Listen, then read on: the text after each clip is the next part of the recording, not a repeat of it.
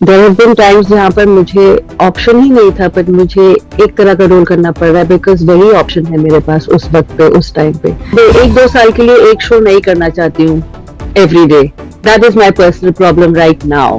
I don't think Indian cinema में ऐसा ज्यादा ज्यादा रोल्स हुए हैं जहाँ पर women have gotten very strong roles. It's अभी शुरू हुआ है। मुझे अपने हस्बैंड का नाम याद आ रहा है जिनका नाम है विक्रांत धवन, पर उनका रियल नेम विक्रांत धवन नहीं है।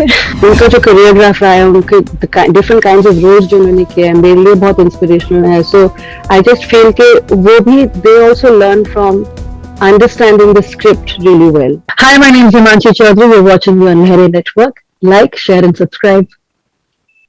नमस्कार दोस्तों, मैं हूं मुकेश शर्मा और आपने देखना शुरू कर दिया है लहरे नेटवर्क। आज हमसे खास बातचीत करने जुड़ी हैं एक ऐसी अदाकारा जिन्होंने पहले टेलीविजन पर अपने अभिनय का लोहा मनवाया और अब ओटीटी पर हल्ला मचाती हुई नजर आ रही है। मैं किसी और की नहीं बल्कि बात कर रहा हूं हिमांशी चौधरी जी का। स्वागत है हिमांशी जी आपका लहरे नेटवर्क पर। Thank you so much Mukesh, इतना ब्यूटीफुल इंट्रोडक्शन दिया आपने मुझे, थैंक यू। हिमांशी जी, हाल ही में आपके वेब सीरीज का तीसरा सीजन सामने आया है जिसे बहुत ज्यादा पसंद किया जा रहा है। पहले दो सीजन्स ने तो ऑफ कोर्स बहुत ज्यादा आग लगाई थी इंटरनेट पर। ये तीसरा सीजन है और इसमें आप एक अलग अंदाज में भी नजर आ रही हैं। तो पहले तो इस वेब सीरीज के बारे में बताइए, फिर हम आपके किरदार के बारे में बात करेंगे।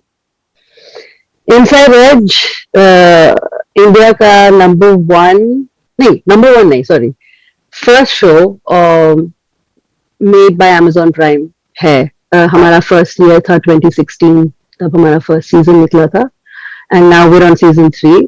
क्रिकेट पे बेस्ड है, क्रिकेट के आईपीएल पे लूजली बेस्ड है। It's called PPL and all the corruption and all the drama and all the masala that goes along with it. इसमें हमारे लीड कास्ट में ऋचा चड्ढा हैं।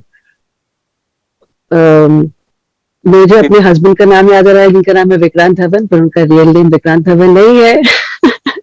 उनका नाम विवेक ओबरॉय है। We have Tanuj Virmani who's playing Vayu. We used to have Siddhant Chaturvedi जो हमें छोड़ के चले गए, but he was also a big part of our show.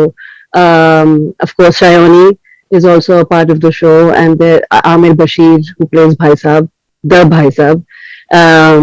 And yeah, we have a great bunch of people who have given this story a little bit of आग, जो आप कह रहे हैं ना, वो शो सपने आग लगाई है और मिल के लगाई है और बहुत मेहनत करके लगाई है। आपके किरदार के बारे में बताइए। बहुत अलग है, नया है, बहुत ही ज्यादा शॉर्ट कपड़ों में मैंने आपको पहली बार देखा है।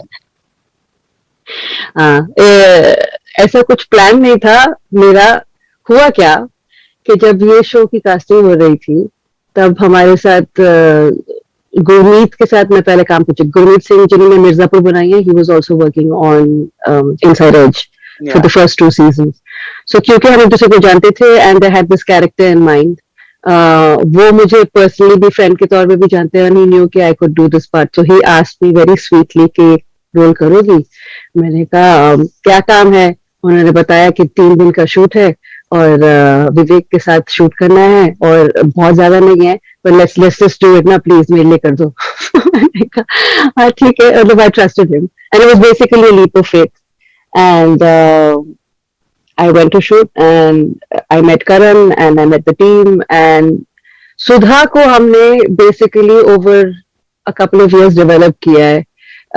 फर्स्ट सीजन में क्योंकि इतना प्रेजेंस नहीं था, क्योंकि वो विवेक ओबरॉय के कैरेक्टर पे ज्यादा कंसंट्रेट कर रहे थे। As the story has developed, उन्होंने सुधा को और वैम्प-इश और विक्सिनिश और पावरफुल बनाया है और उसके साथ साथ में कैरेक्टर जैसे राइटर्स ने सोचा डेवलप करने के लिए किया।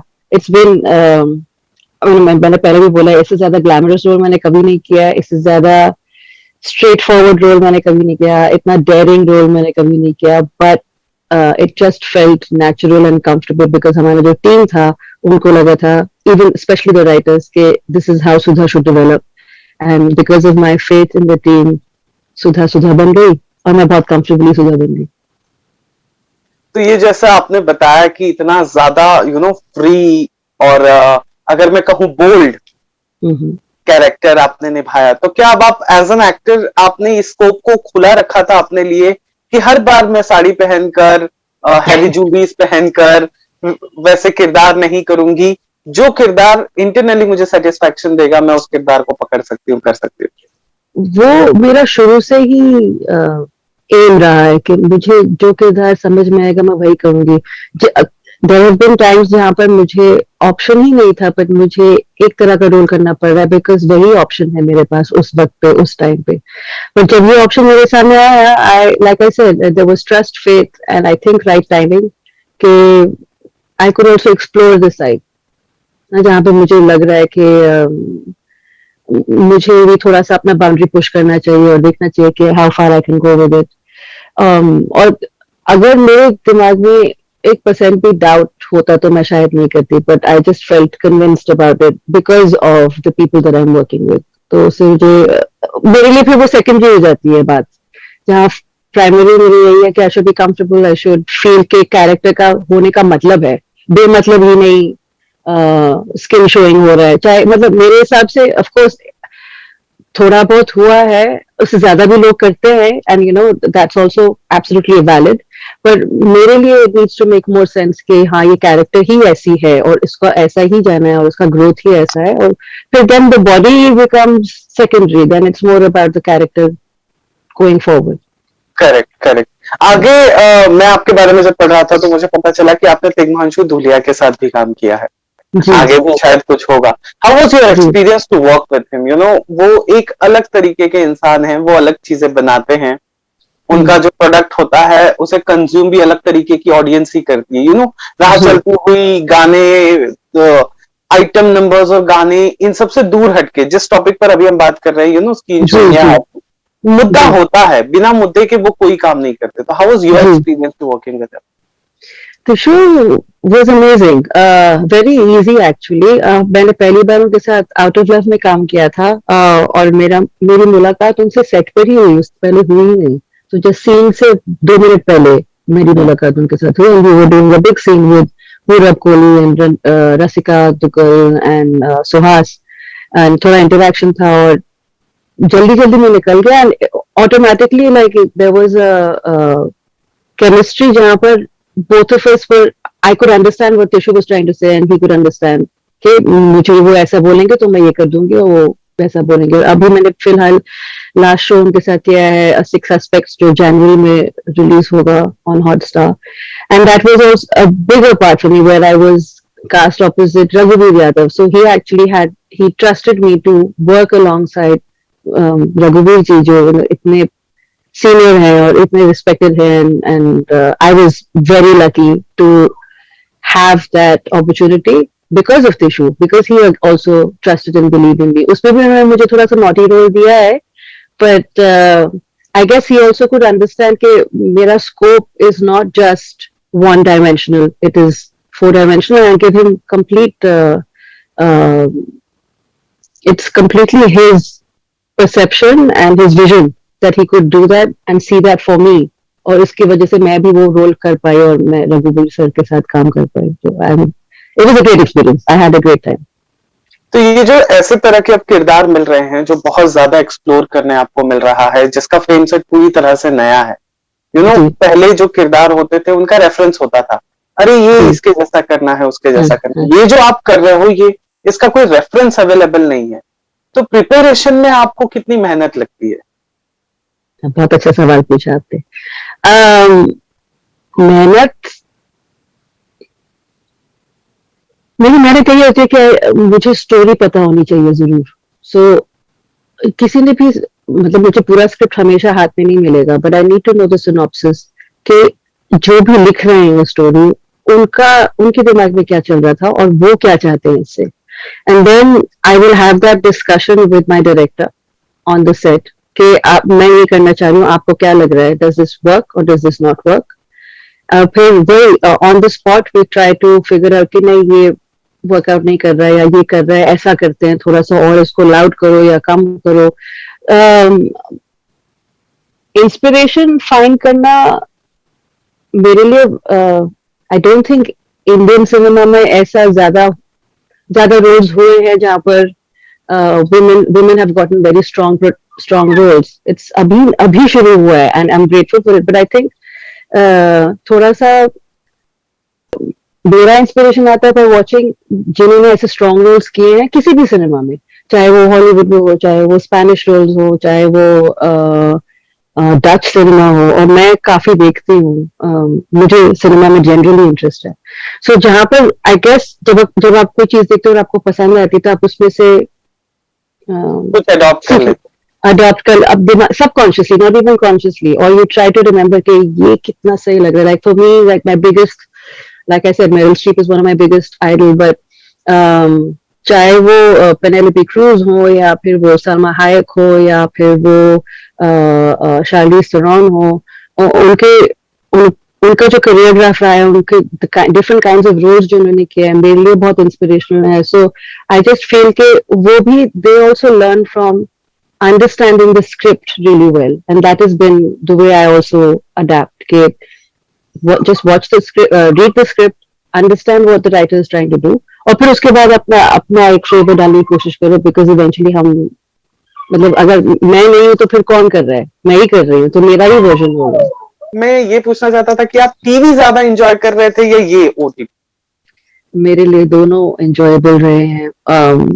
like I was saying, अगर मैं ओटीटी प्लेटफॉर्म पे हूँ, इज बिकॉज मैंने इतने सालों के लिए टेलीविजन किया है, टेलीविजन ने मुझे सिखाया है, टेक्निकल बातों के बारे में सिखाया है, इम्प्रोवाइजेशन के बारे में सिखाया है. हमेशा हर रोज मजे वाला दिन तो नहीं था टेलीविजन पे, ये तो कोई भी बता सकता है आपको, पर मैं फुल क्रेडिट देना चाहती हूँ, बिकॉज वो अलग ही पेस है और अलग तरह का चैलेंज है वो, और अगर वो चैलेंज मैंने नहीं सीखा होता तो जितना अप्रिसिएशन मेरा अभी ओटीटी पे है वो शायद नहीं होता. तो मैं ये नहीं कह रही हूँ कि मैं कंपेयर नहीं करना चाह रही हूँ, बिकॉज दोनों चीजें अपने ही प्लेस पे सही है. कई लोगों को टीवी करना ज्यादा अप्रिशिएट करते हैं देन डूइंग ओटीटी, बिकॉज उनको वो रिदम अच्छा लगता है. पर मेरे लिए अब पर्सनली एक लंबे, मतलब 1-2 साल के लिए एक शो नहीं करना चाहती हूँ every day. That is my personal problem right now. But बाकी अगर मुझे 6 महीने का एक स्टिंट मिल जाए टेलीविजन पे, मैं कभी मना नहीं करूंगी.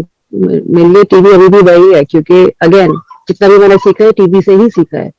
मुझे तो अलग अलग तरह के कैरेक्टर्स करने हैं. मुझे आप जहां मर्जी डाल दो, मुझे आप फिल्म में डालो, ओटीटी में डालो, टीवी पे डालो, मुझे कैरेक्टर्स करने में मजा, मुझे अब वो टाइम पास नहीं करना है. I just want to do good work, और उसके लिए आप कहीं भी मुझे किसी भी प्लेटफॉर्म पे डाल दीजिए, मैं शॉर्ट फिल्म भी करने को, कुछ भी करने को तैयार हूँ. आई जस्ट वांट गुड कैरेक्टर्स. एक और सवाल है जो मैं पर्सनली जानना चाहता हूँ. यूके में आपका जन्म हुआ जी, और इंडिया में अगर जन्म होता है तो ये बात समझ में भी आ जाती है कि एक्टर बनना है, एक्टर बनना है, एक्टर बनना है. वहां से आप जन्म लेते हो और फिर यहाँ आते हो और टेलीविजन पर बूम कर देते हो. ये कैसे हुआ, ये क्या था? ये टेलीविजन पे मैंने कोई बूम नहीं किया. मैंने जितने सीरियल्स देखे विद माय मॉम, हर दूसरे तीसरे सीरियल में आप रहते थे. वो टाइम अलग था. आई थिंक तब एक्टर्स भी कम थे, शोज भी कम थे, ऑप्शन ज्यादा थे. नहीं, मेरी पैदाइश यहाँ की है, पर मैंने स्कूल दिल्ली में किया. एक्टर बनने का मेरा ऐसे कुछ ख्वाब वाब नहीं थे. वो मुझे एक अपॉर्चुनिटी मिली थी कॉलेज करने के लिए. I went to America. वहां पर I study musical theatre. Again it was not plan. एक अपॉर्चुनिटी मिला कि इसको एक्सप्लोर किया जाए, और जब मैंने म्यूजिकल थिएटर किया तो फिर मुझे स्टेज पे परफॉर्म करने में बहुत मजा आने लगा. मेरे लिए that changed my life, being on stage. I used to be very shy, quiet, underconfident. और जब स्टेज पे गई तो फिर मेरे पास कोई चॉइस ही नहीं था. I had to be someone else, and that was like a big explode. वहां पे मेरा बूम हुआ. और फिर उसके बाद जब मैंने डिसाइड किया कि मुझे एक्टिंग करनी है, तो नेक्स्ट स्टेप was कि बॉम्बे आओ, क्योंकि मैं चाहे मैं अमेरिका में थी, but I am still like I grow up in India. मेरा सेंसिबिलिटी इंडियन है, चाहे जितना मर्जी मैंने इंटरनेशनली ट्रैवल किया हो या रहा हो. तो तभी मेरा इंडिया टेलीविजन आके which is like a natural step. मैंने उसके बारे में ज्यादा सोचा भी नहीं. मतलब वो कहते हैं ना कि बचपन में आप ज्यादा सोचते हैं, आप जस्ट कर देते हो. मैंने वही किया. मेरे दिमाग में आया कि मुझे ये करना है और मैं आ गई और मैंने किया. और थैंकफुली आई गॉट लकी कि मुझे काम मिला और काफी शोज करने को मिले एक के बाद एक. First 8 to 10 years were great for me. बहुत अपॉर्चुनिटीज थी और बहुत शोज और इंटरेस्टिंग थे. तब की मैंने कितनी दोस्तियां भी बनाई हैं और कितने कितनों के साथ अभी भी दोस्ती है मेरी. It was a great time. It seems strange, आप जैसे बोल रहे हो मुझे समझ में आ रहा है कि अजीब लगता है, पर मेरे लिए बहुत नेचुरल ट्रांजिशन था कि मुझे यही करना था और ये मैंने समझ लिया और मैं आ गई और मैंने कर भी दिया. Very simple.